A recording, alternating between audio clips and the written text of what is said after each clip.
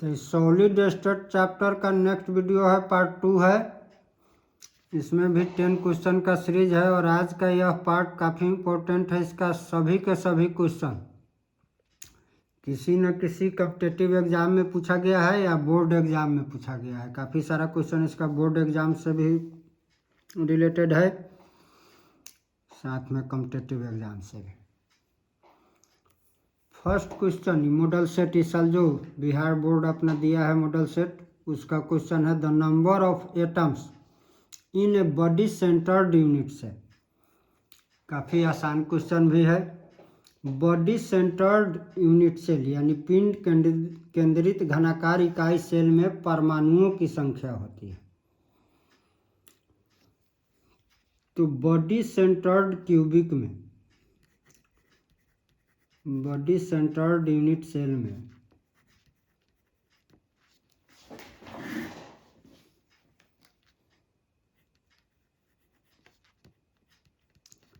Point कहाँ कहाँ present होता है? तो कॉर्नर तथा बॉडी के सेंटर में होता है।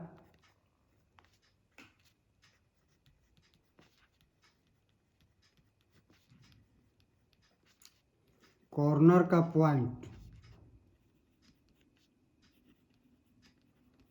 8 अन्य से शेयर करता है,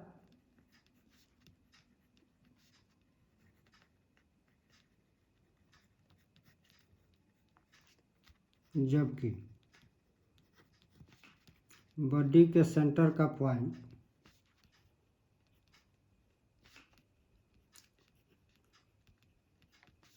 किसी भी अन्य से साझा नहीं करता है।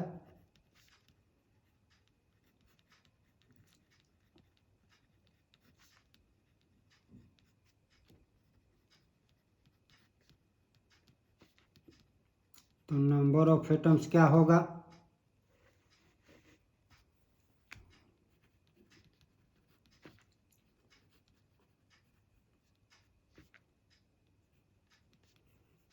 तो 8 इंटू 1/8 प्लस 1, तो 1 + 1 = 2।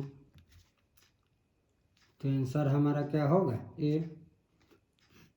इसी तरह हो सकता है क्वेश्चन बॉडी सेंटर नहीं देके सिंपल क्यूबिक का दे, तो सिंपल क्यूबिक में पॉइंट केवल कॉर्नर पर प्रेजेंट होता है जो 8 अन्य से शेयर होगा। तो नंबर ऑफ एटम्स इसमें क्या हो जाएगा? 1। फेस सेंटर्ड क्यूबिक दे दे तो कॉर्नर के लिए 8 इंटू 1/8 प्लस 6 फेस, प्रत्येक 2 के साथ शेयर्ड होता है, तो नंबर ऑफ एटम्स हो जाएगा 4। इसको भी अपना देख लेना है इस क्वेश्चन के आंसर के अलावा। अब नेक्स्ट क्वेश्चन हमारा है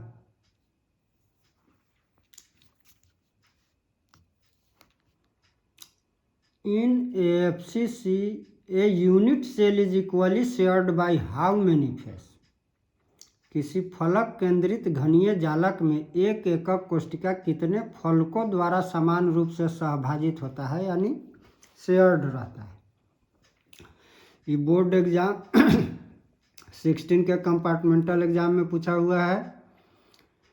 प्री मेडिकल टेस्ट जो आजकल नीट के नाम से जाना जाता है, 2005 में भी पूछा हुआ क्वेश्चन है, यही सेम टू सेम क्वेश्चन। तो फेस सेंटर्ड में अभी हम यहाँ भी देख रहे हैं कि फेस किसी भी यूनिट सेल में नंबर ऑफ फेस 6 है,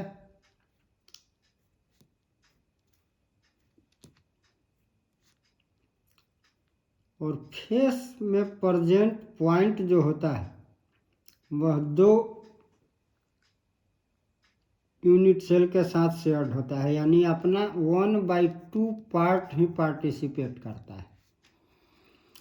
तो 1/2 हाफ पार्ट पार्टिसिपेट कर रहा है इस यूनिट, तो हाफ पार्ट किसी अन्य यूनिट सेल के साथ पार्टिसिपेट में होगा। तो चूंकि फेस की संख्या 6 है तो हमारे पास 6 पॉइंट प्रेजेंट है, that means atoms molecules ions present है, जो सेम 6 अन्य फेस के साथ 6 अन्य यूनिट सेल के फेस के साथ शेयरिंग कर रहा है। तो आंसर क्या हो जाएगा? 6 यूनिट सेल, यानी यह ठीक दूसरे इसका हाफ पार्ट किसी अन्य यूनिट सेल के साथ शेयर्ड है, इसका हाफ पार्ट किसी अन्य यूनिट, इसका इसका इस तरीके से हमारे पास टोटल कितना यूनिट सेल हो जाएगा, समान रूप का 6 यूनिट सेल हो जाएगा।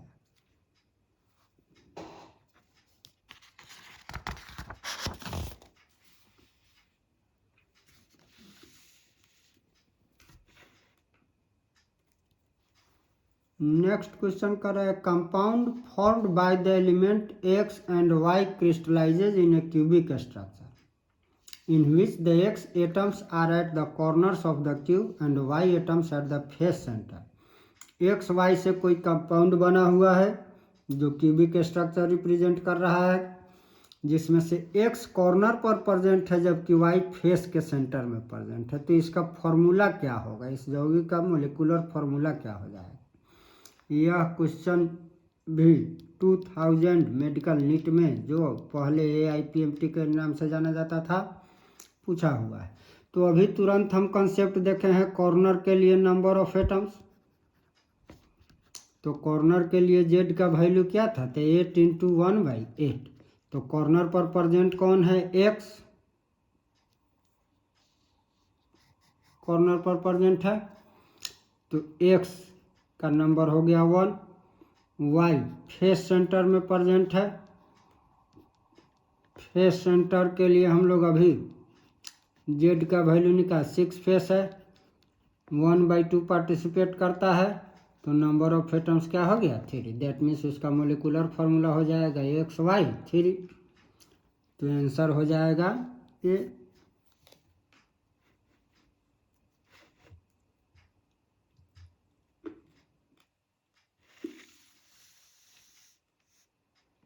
नेक्स्ट क्वेश्चन है, which defect causes decrease in density of a crystal. निम्नलिखित में से किस ठोस के कारण क्रिस्टल के घनत्व में कमी होती है। तो स्टोकियोमेट्रिक डिफेक्ट में हम लोग दो नाम पढ़ते थे, फ्रेंकल डिफेक्ट और दूसरा शॉर्टकी डिफेक्ट। फ्रेंकल डिफेक्ट में आयन किसी इंटरस्टिशियल साइट में फंस जाता था, प्रवेश कर जाता था, इंटर कर जाता था, और शॉर्टकी डिफेक्ट में गायब हो जाता था, लूज हो जाता था। तो चूंकि शॉर्टकी डिफेक्ट में आयन अपने पोजीशन से, स्थान से गायब हो जाता है, इसलिए शॉर्टकी डिफेक्ट में क्रिस्टल का घनत्व क्या होता है, घट जाता है। तो आंसर हो जाएगा बी।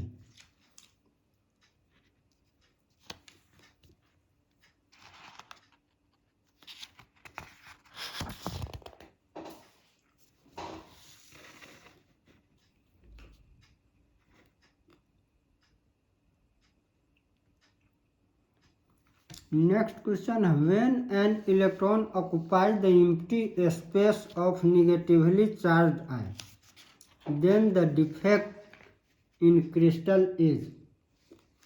रावा में जब इलेक्ट्रॉन ऋणायन द्वारा खाली स्थान में पकड़ लिया जाता है तब कौन सा दोष होता है। तो नॉन स्टोकियोमेट्रिक डिफेक्ट में हम लोग पढ़ते थे metal access defect. Metal access defect के एक टाइप में हम लोग देखे थे कि कोई एनायन अपने स्थान से गायब हो जा रहा है, तो कोई एनायन अपने स्थान से गायब हो जाता है, उस क्रिस्टल के चार्ज को बैलेंस करने के लिए जो कटायन के द्वारा लूज किया गया इलेक्ट्रॉन होता है उस स्थान को ग्रहण कर लिया जाता है।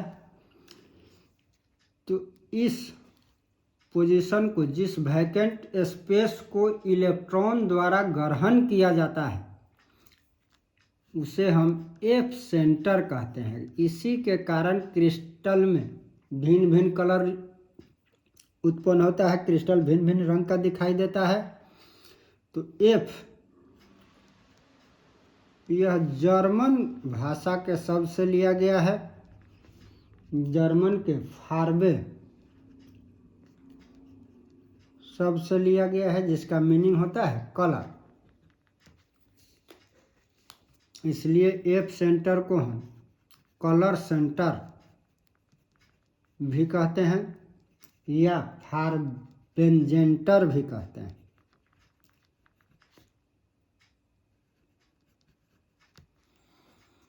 तो मेटल एक्सेस डिफेक्ट के दौरान हम लोग क्लास में पढ़े ही थे, कटायन है, एनायन है, कटायन है। अब यहाँ से कोई भी एनायन अपने स्थान से गायब हो गया और उस पोजीशन को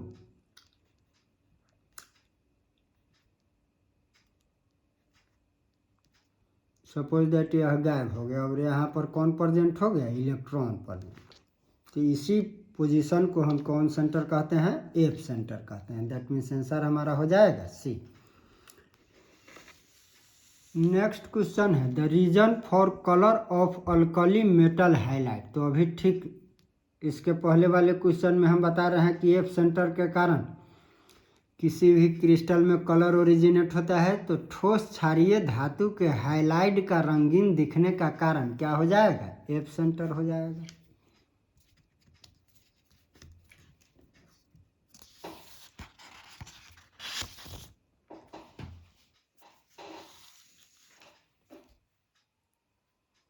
सभी के सभी क्वेश्चन किसी न किसी एग्जाम में पूछा गया ही क्वेश्चन।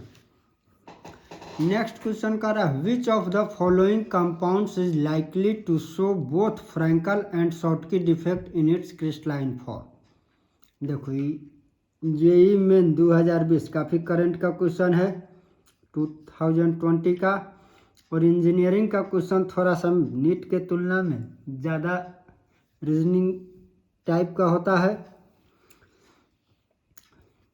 तो इसमें कह रहा है कि इसमें से कौन फ्रैंकल और शॉटकी दोनों दोष प्रदर्शित करता है। तो इसका आंसर है AgBr।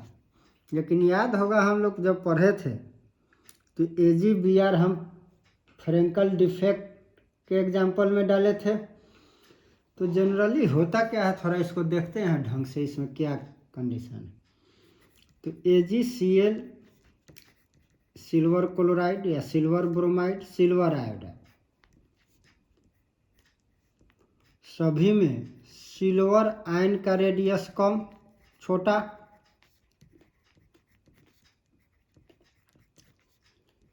क्लोराइड, ब्रोमाइड, आयोडाइड का रेडियस अधिक होता है।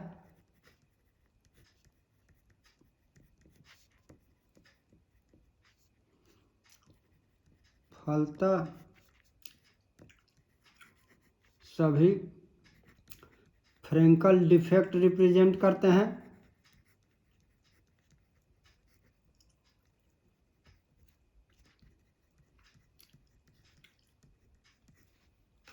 तो यदि केवल फ्रैंकल रहे तभी भी आएगा आंसर के ऑप्शन में ही सही माना जाएगा।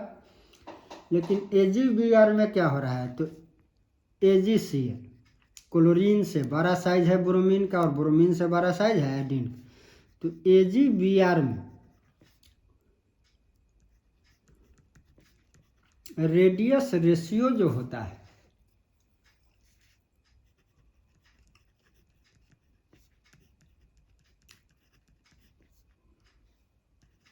इसका मान न तो काफ़ी अधिक होता है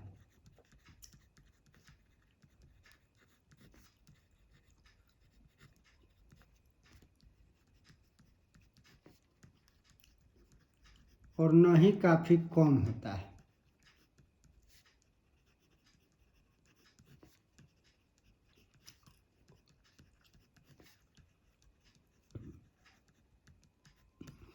यानी रेडियस रेशियो, रेडियस का डिफरेंस न ज़्यादा अधिक है न ज़्यादा कम है। फलतः ये दोनों डिफेक्ट रिप्रेजेंट करने लगता है फ्रैंकल एवं शॉटकी।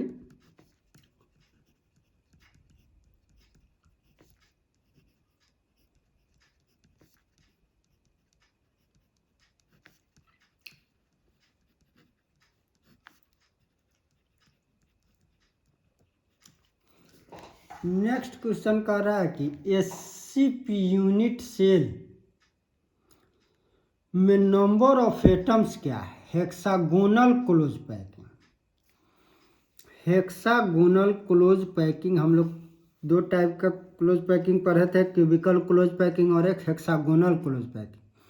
तो जनरली हम लोगों का कॉमन क्वेश्चन है, simple cubic, body centred cubic, face centred cubic, and face centred cubic, number of atoms.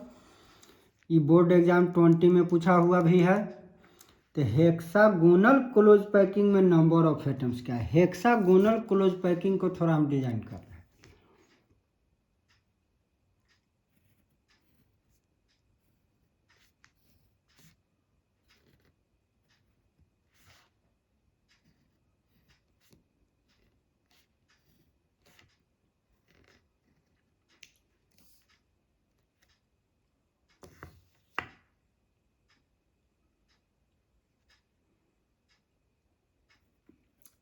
यह पॉइंट हेक्सागोनल कॉर्नर पर 6 पॉइंट प्रेजेंट है।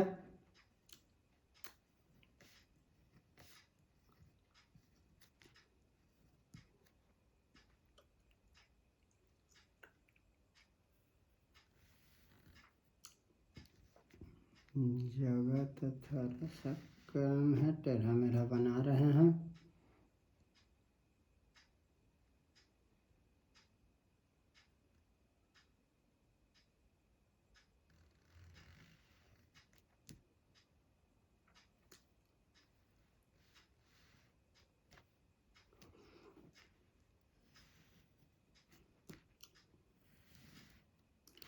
तो हेक्सागोनल क्लोज पैकिंग में हम देख रहे हैं कि 12 हेक्सागोनल सेंटर पर कॉर्नर पर 12 एटम प्रेजेंट हैं। यह सभी इसमें हम इधर ही बना दे रहे हैं।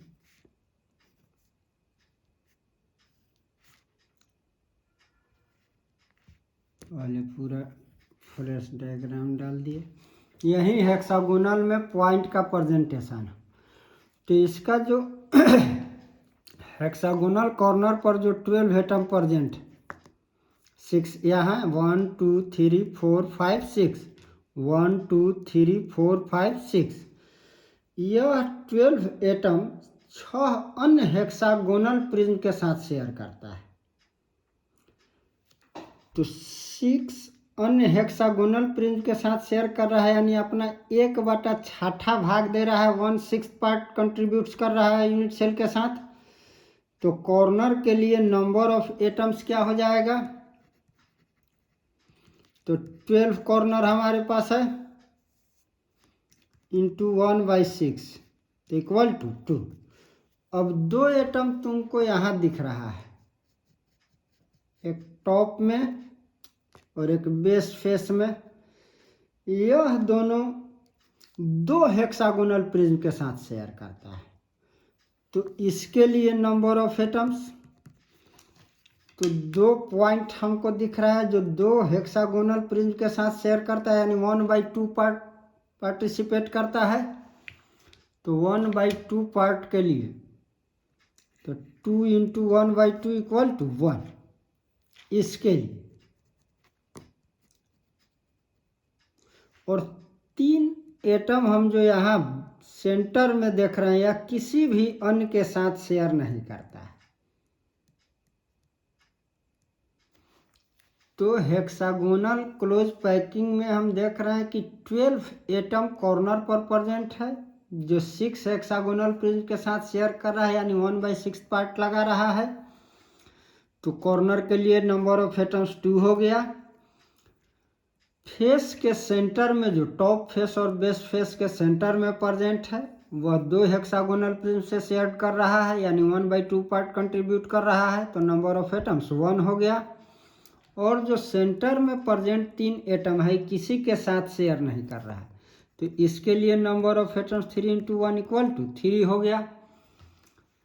तो टोटल नंबर ऑफ एटम्स हमारा क्या आया? टोटल नंबर ऑफ एटम्स आ जाएगा 6। तो SCP यूनिट सेल में नंबर ऑफ एटम्स क्या होगा? 6 होगा। तो आंसर हो गया हमारा 6।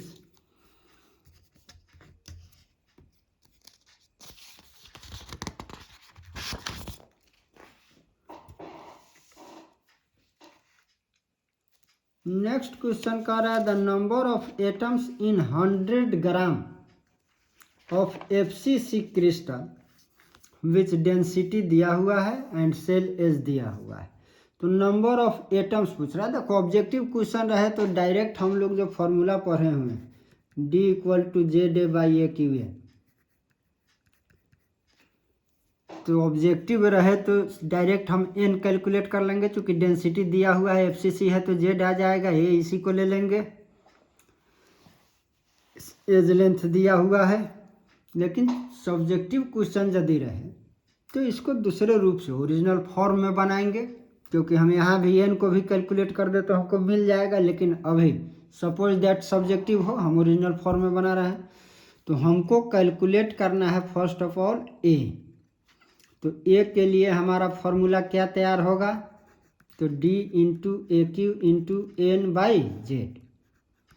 तो FCC के लिए Z का वैल्यू हम पीछे के क्वेश्चन में भी निकाले हुए थे। तो FCC के लिए Z का वैल्यू आएगा तो 1 + 3 = 4।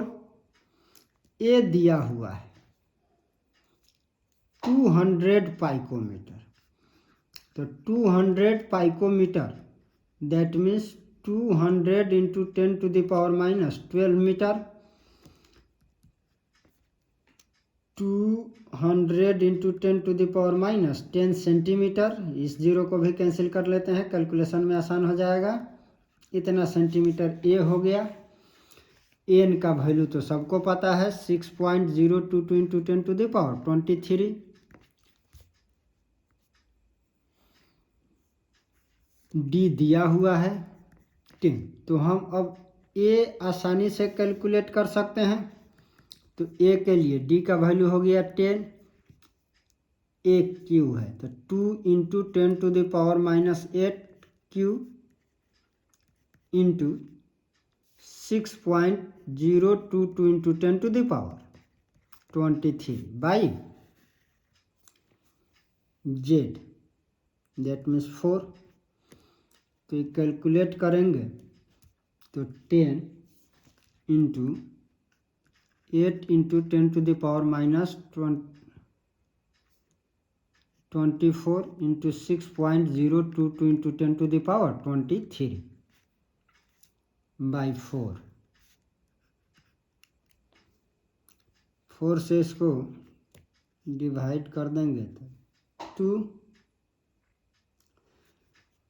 अब इसको मल्टीप्लाई करेंगे तो 10 से ही पावर 1 कैंसिल हो जाएगा, तो -23 + 23 यानी सारा के सारा कैंसिल हो जाएगा।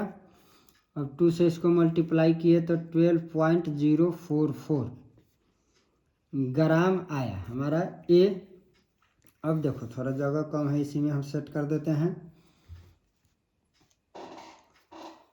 तो हमसे पूछा जा रहा है नंबर ऑफ एटम्स इन 100 ग्राम। तो since direct number of atom 6.022 होगा किसी भी यूनिट सेल के मास में, तो 12.044 कंटेन्स 6.022 × 10⁻23 एटम्स। देयरफॉर 1 तो 6.022 × 10⁻23 बाई 12.044। तो देयरफॉर 100 तो 6.022 × 10⁻23 × 100 बाई 12.044। अब हम यहाँ लिख रहे हैं तो इसको कैलकुलेट करेंगे तो इस 100 से और 6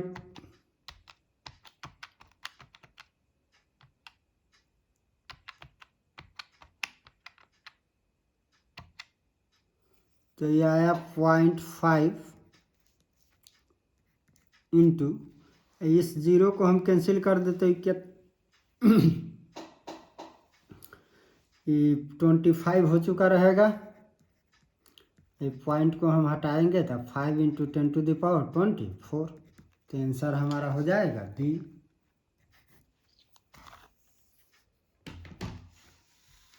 अब नेक्स्ट क्वेश्चन है packing fraction in hexagonal close packing structure. देखो coordination number hexagonal close packing, cubical close packing और एफसीसी का सेम होता है, तो इसलिए इस तीनों में से कोई भी क्वेश्चन रहे आंसर यहीं सेम आ जाए। पैकिंग एफिशिएंसी के लिए हम लोग फॉर्मूला पढ़े थे,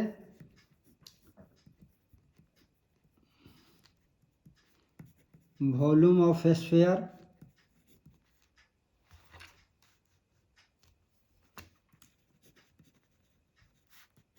बाय वॉल्यूम ऑफ यूनिट से।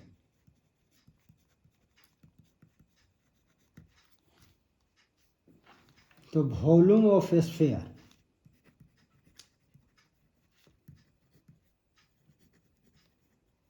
जेड चूंकि 4 है into volume of sphere 4/3 pi r Q.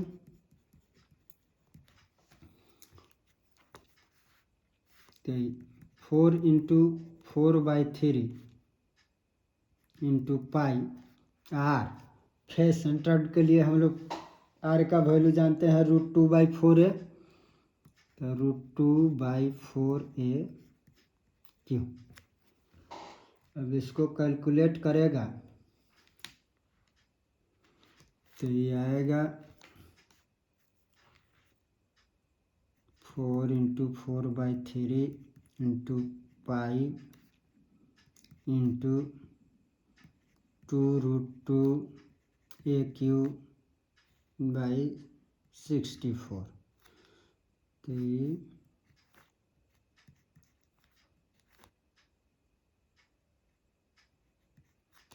2 से 4 डिवाइड कर देंगे तो ये आया √2a³/6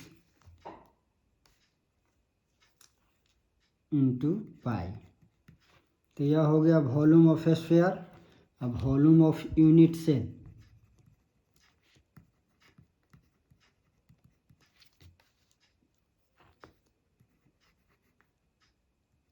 a³ तो पैकिंग एफिशिएंसी हो गया हमारा